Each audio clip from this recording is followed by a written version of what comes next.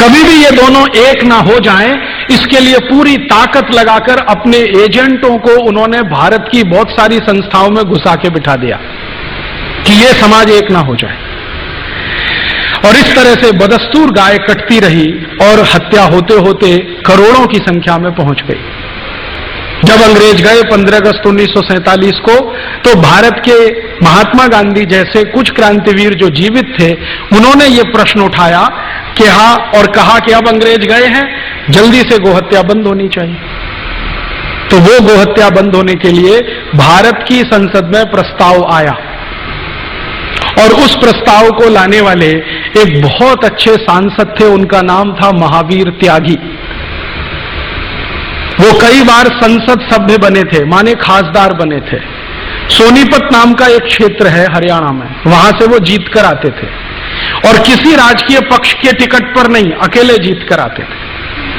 महावीर त्यागी जी के बारे में कहा जाता है कि जब वो संसद में खड़े होकर भाषण दिया करते थे, तो पंडित जवाहरलाल नेहरू सारे काम छोड़कर उनका भाषण सुना करते थे, क्योंकि वो सरकार की इतनी खिंचाई करते थे, तो उसका जवाब कैसे देना है संसद में, ये नेहरू जी के लिए मुश्किल हो जाता था। तो नेहरू जी सब काम छोड़कर महावीर त्यागी जी का भाषण सुनते। महावीर त्यागी जी ने सबसे पहले याद दिलाया कि देखो, अंग्रेज अब चले गए, हमारी सरकार आ गई, अब गोहत्या बंद करने के लिए कानून बनाओ। तो संसद में प्रस्ताव आया, उस पर बहस हुई। महावीर त्यागी जी ने एक बहुत बड़ा काम किया कि अंग्रेजों की ये जो राजनीति थी हिंदू मुसलमानों को बांटने की, गाय के प्रश्न पर, उसके सारे डॉक्यूमेंट्स पार्लियामेंट में उन्होंने डिस्ट्रीब्यूट किए कि देखो, असलियत ये है, कोई मुसलमान गाय का मांस ज्यादा नहीं खाता, और कोई मुसलमान गाय को कटवाना भी पसंद नहीं करता। ये तो अंग्रेजों की चाल है हमको आपस में लड़ाने की और बर्बाद करने की। तो ये चाल को समझकर मुस्लिम खासदारों ने भी समर्थन किया कि हाँ, गोरक्षा होनी चाहिए। विधेयक आने का समय आया। विधेयक के समय पर आप जानते हैं संसद का नियम यह है कि बहस जब पूरी हो जाती है तो वोट लिया जाता है, कौन किसके समर्थन में है। तो इस पर वोट का समय आया। वोट के समय में एक दिन पहले यह तय हो गया था कि भारत की संसद के मैक्सिमम एमपीज, सबसे ज्यादा खासदार गोरक्षा के समर्थन में हैं, और मुश्किल से कुछ एमपीज जिनकी संख्या 10 भी नहीं थी, वो गोरक्षा के विरोध में हैं। तो 10 एक तरफ हैं, बाकी एक तरफ है। तो इसका माने प्रस्ताव पारित होना है। अगले दिन जिस दिन ये वोट के लिए आया, तो पंडित नेहरू ने कहा कि मुझे कुछ कहना है वोट से पहले। क्या कहना है जी? पूरे संसद की निगाहें नेहरू जी की तरफ। नेहरू जी ने कहा कि अगर गोरक्षा का प्रस्ताव पारित हुआ तो मैं इस्तीफा दे दूंगा। ये बात मुझे इसलिए कहनी पड़ी कि मेरे दोस्त संदीप ने नेहरू जी का कोट किया है। कई बार हमें धोखा हो जाता है, चेहरा कुछ होता है, असलियत कुछ होती है। हमारे देश में अभी थोड़े दिन पहले से एक बहुत बड़ा मामला आया है सामने, बहुत गंभीर मामला है। वो अगर राजनीतिक लोग उसको थोड़ा बाजू में रख दें तो भी देश के लिए बहुत गंभीर मामला है। गंभीर मामला यह है कि रूस की खुफिया एजेंसी केजीबी के एक बहुत बड़े ऑफिसर ने एक दस्तावेज आधारित किताब लिखी है, जिसमें उसने नाम लेके कोट किया है कि भारत के कौन कौन प्रधानमंत्री, कौन कौन मंत्री रूस से पैसा लेते रहे और रूस के समर्थन में इस देश में कानून बनाते रहे। उस किताब में मित्रोखिन नाम का वो ऑफिसर है, उसने लिखा है कि भारत में प्रधानमंत्रियों का मुखौटा कुछ होता है, कार्य कुछ होता है। ये बात आपको समझ में आए इसलिए मैंने सुना है कि नेहरू जी आजादी के पहले भाषण दे रहे हैं कि कत्ल खानों के सामने से गुजरता हूं तो मुझे घिन आती है, 1 मिनट में खड़ा नहीं रह सकता, चील कौए मंडराते हैं, मेरी आत्मा मुझे कचोटती है। प्रधानमंत्री बनने के बाद जब गोरक्षा का प्रस्ताव आता है तो वही नेहरू जी कहते हैं कि प्रस्ताव पारित हुआ तो मैं इस्तीफा दे दूंगा। क्यों? कारण क्या है? इस पे खोज होनी चाहिए कि आजादी के पहले एक कहा और आजादी मिलते प्रधानमंत्री बनते इस्तीफा देने लगे। अब उस जमाने में होता क्या था, नेहरू जी की धमकी के इस्तीफा दे दूंगा तो पूरी पार्लियामेंट हिल गई महावीर त्यागी को छोड़कर। क्योंकि उनके ऊपर इसका कोई असर नहीं था, क्योंकि वो कांग्रेस के टिकट पर कभी चुन के नहीं आते थे। तो जो कांग्रेस के टिकट पर चुन के आने वाले खासदार थे, उनके लिए प्रश्न खड़ा हो गया, अब क्या होगा? नेहरू जी इस्तीफा दे देंगे, सरकार चली जाएगी, पता नहीं दोबारा जीत के आएंगे कि नहीं आएंगे, मंत्रिमंडल में स्थान मिलेगा कि नहीं मिलेगा। ये होता है ना, आज भी होती है ना तकलीफ। अभी थोड़े दिन पहले एनडीए सरकार चलती थी, श्री अटल बिहारी वाजपेयी ने कहा इस्तीफा दे दूंगा। देखा आपने कैसा तमाशा हुआ। एक दिन ऐसा हुआ, श्रीमती सोनिया गांधी ने कहा मैं प्रधानमंत्री नहीं बनूंगी। आपने देखा कैसा तमाशा हुआ दिल्ली में। ऐसे ऐसे खासदार, बंदूक तमंचा, मैं अभी आत्महत्या कर लूंगा क्योंकि सोनिया गांधी हमारी वो प्रधानमंत्री नहीं बन रही है। थोड़े दिन के बाद क्या हुआ? वो वहां चले गए, वो वहां चले गए। किसी ने आत्महत्या किया क्या? सोनिया गांधी प्रधानमंत्री नहीं बनी, फिर भी किसी ने आत्महत्या किया क्या? राजनीति में चेहरे कुछ होते हैं, मुखौटे कुछ होते हैं। इतने सारे उदाहरण मैं आपको दे रहा हूं एक ही बात समझाने के लिए, मुखौटे कुछ होते हैं, चेहरे कुछ होते हैं। बिल्कुल जरूरी नहीं है कि कोई बात जो कह दी है उन्होंने पब्लिकली उस पर वो टिकेंगे, क्योंकि हिंदुस्तान की राजनीति का यही सबसे बड़ा दुर्गुण है। एक दिन बोलना, अरे मुझे तो गलत कोट किया है अखबार वालों ने, अखबार वाले सुना दें कि देखो तुमने बोला है, हाँ बोला है तो तुमने गलत अर्थ निकाल लिया इसका। अब कितने अर्थ होते हैं किसी शब्द के, ये पॉलिटिशियन से आप पूछिए। ये जो बीमारी है ना भारत में, नेहरू जी के समय से है, आज की नहीं है। मैं आपको ये समझाना चाहता हूं। और चूंकि ये बीमारी उस जमाने से है, इसलिए गोरक्षा का कानून आज तक बना नहीं इस देश में। जब जब संसद में कोशिश हुई, कुछ ना कुछ अड़ंगा इसी तरह का। एक और उदाहरण देता हूं। 1966 में, आप में से कुछ लोग होंगे, मैं तो तब पैदा भी नहीं हुआ था जिस समय की यह घटना है। भारत के लाखों संतों ने एक बहुत बड़ा जुलूस निकाला दिल्ली में। गाय रक्षा होनी चाहिए, कानून बनना चाहिए। गांधी जी तो तब थे नहीं, विनोबा जी थे, गांधी जी के शिष्य थे। उनका आशीर्वाद लेके बहुत बड़े बड़े साधु संत इकट्ठे हुए। स्वामी करपात्री जी महाराज, जो शंकराचार्य के स्थिति वाले संत हैं, वो उन्होंने लीडरशिप लिया, गोरक्षा होनी ही चाहिए। लाखों साधु संत इकट्ठे हुए और उन्होंने कहा कि हम संसद को घेर लेंगे अगर सरकार गोरक्षा का कानून पारित नहीं करती। सौभाग्य या दुर्भाग्य जो भी कहिए, स्वामी करपात्री जी महाराज के थोड़े दिन पहले के आशीर्वाद से श्रीमती इंदिरा गांधी प्रधानमंत्री बन गई थी। तो स्वामी करपात्री जी को लगता था कि इसको तो आशीर्वाद मैंने दिया है, अब ये कैसे मना करेगी मेरे काम को।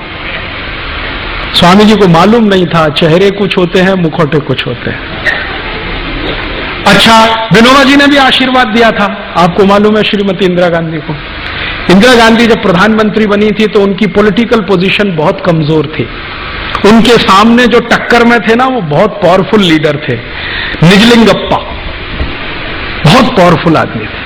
पूरा दक्षिण भारत उनके समर्थन में खड़ा था और तय था कि ये प्राइम मिनिस्टर बनेंगे। निजलिंगप्पा को अड़ंगी लगाकर श्रीमती गांधी प्रधानमंत्री बनी थी। तो बहुत सारे संतों से आशीर्वाद लिया था, तो करपात्री जी ने भी दे दिया, विनोबा जी ने भी दे दिया। अब प्रधानमंत्री बनते ही याद दिलाया विनोबा जी ने, वो काम करो ना मेरा, वो हत्या बंद करने के लिए कानून लाओ। तो कहा बाबा अभी थोड़े दिन संभालने तो दो। तो बाबा ने कहा कितना दिन लगेगा संभालने में।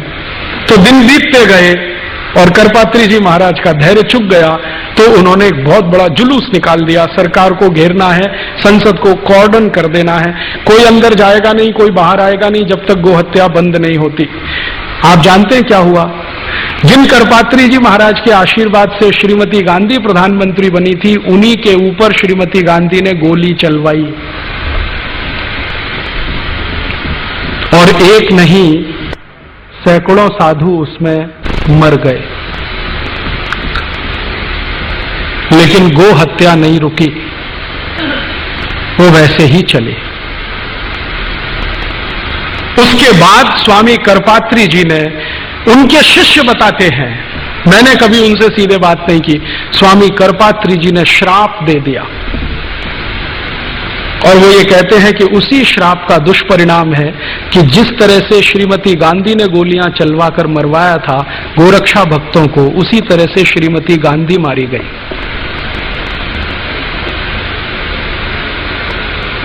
और ये अजीब संयोग है, मैंने इस पे थोड़ा काम किया तो मुझे पता चला श्रीमती गांधी ने जिस दिन ये गोली चलवाई थी उस दिन गोपाष्टमी थी।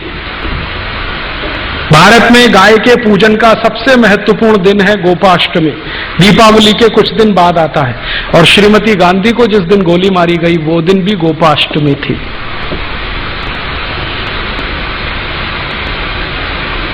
ये सब हुआ लेकिन गो हत्या नहीं रुकी। विनोबा भावे जिन्होंने आशीर्वाद दिया था श्रीमती गांधी को, वो जीवन के अंतिम दिनों में डिप्रेशन में चले गए। इतने डिप्रेशन में चले गए कि उन्होंने आत्महत्या कर ली, खाना पीना छोड़ दिया, जैन संतों की भाषा में कहूं तो संथारा ले लिया, और कॉन्स्टिट्यूशन की भाषा में कहूं तो आत्महत्या कर ली। इतने डिप्रेशन में गए विनोबा जी। और विनोबा जी बार बार एक प्रश्न पूछते थे कि मैं कोई बहुत बड़ी मांग नहीं कर रहा हूं, एक छोटी सी मांग है कि गाय का कत्ल बंद करा दो, कोई बहुत बड़ी मांग नहीं है, संसद के सब सदस्य मानते हैं, मेजॉरिटी संसद इसके साथ में है। और उन्होंने कहा कि गाय का कत्ल बंद हो जाए तो ये देवनार कत्ल खाना बंद हो जाए जो मुंबई में चलता है, जिसमें 26,000 जानवर आज रोज कट रहे हैं, उस समय 11,000 कटते थे। छोटा सा प्रश्न था, नहीं हुआ और वो वहीं छूट गया। उसके बाद अभी थोड़े दिन पहले जब एनडीए सरकार आई तो बड़ी मुश्किल से एक बिल तैयार करके संसद में पेश किया गया कि गाय की हत्या तुरंत रुकनी चाहिए, कानून तुरंत बनना चाहिए। सवेरे बिल पेश किया गया, शाम को वापस ले लिया। श्रीमान अटल बिहारी वाजपेयी की सरकार ने सवेरे विधेयक पेश किया सरकार की तरफ से, शाम को वापस ले लिया, ये कहते हुए कि इस पे बाद में बहस होगी। मैं आपको ये सुनाकर क्या कहना चाहता हूं, हिंदुस्तान में गाय का कत्ल बंद हो जाए ये हमारी सद इच्छा है, लेकिन गाय का कत्ल चलता रहे उसके लिए कोई बहुत बड़ा षड्यंत्र है, वो समझना जरूरी है। हमारी तो सद इच्छा है कि गाय का कत्ल नहीं होना चाहिए, लेकिन कोई बहुत बड़ा षड्यंत्र है इस देश में जो गाय के कत्ल को लगातार चालू रखना चाहता है। जब भी संसद में इस तरह की बहस होती है कुछ ना कुछ इस तरह के सवाल खड़े हो जाते हैं। एक दिन तो मैं खुद संसद की दर्शक दीर्घा में था, उस दिन बहस हो रही थी इसी गोरक्षा के प्रश्न पर। मैं गया था कि आज देखें सांसद कौन किस समर्थन में है, कौन किस पक्ष में। सारे सांसद एक बाजू में स्वर से बोल रहे हैं कि गोरक्षा होनी चाहिए। मुस्लिम सांसद जीएम बनात वाला ने कहा कि अगर बिल पास होता है तो पहला वोट मेरा, गोरक्षा के समर्थन में। उनके साथ दूसरे मुस्लिम सांसद खड़े हो गए, हमारी आपत्ति नहीं है, आप कानून बनाइए। अभी एक महिला खड़ी हो गई, उसका नाम है सुश्री ममता बनर्जी। उसने कहा गाय का मांस खाना मेरा मौलिक अधिकार है, उसका क्या होगा?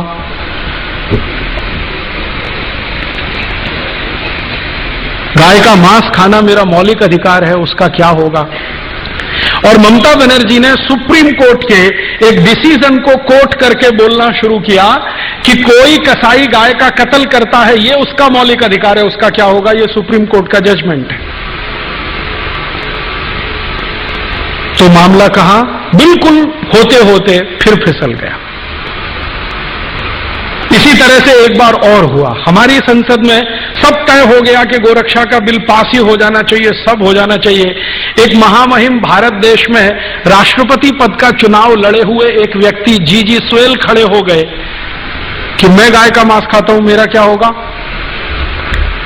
तो मैंने उनको एक खत लिखा था जिसका जवाब उन्होंने नहीं दिया। मैंने कहा आप गाय का मांस खाते रहिए अपने घर में काट के, ये कत्ल खाने तो बंद होने दीजिए। आपको गाय का मांस खाना है, आप अपने घर में कत्ल करिए, काटिए, उसे खाइए। आप में हिम्मत है तो अपने घर में गाय को काटिए, खाइए।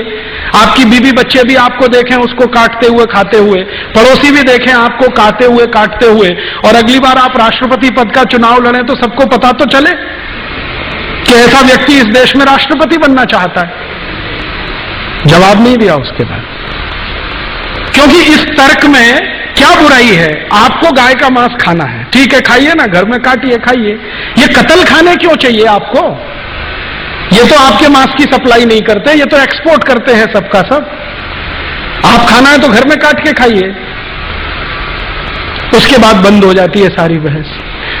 पिछले आजादी के 58-59 सालों में संसद में 4 बार गंभीरता से गोरक्षा पर बहस हुई है, प्रस्ताव पारित होने तक आया है, वोट करने तक नौबत आई है, लेकिन किसी न किसी कारण से वो अटकता गया है।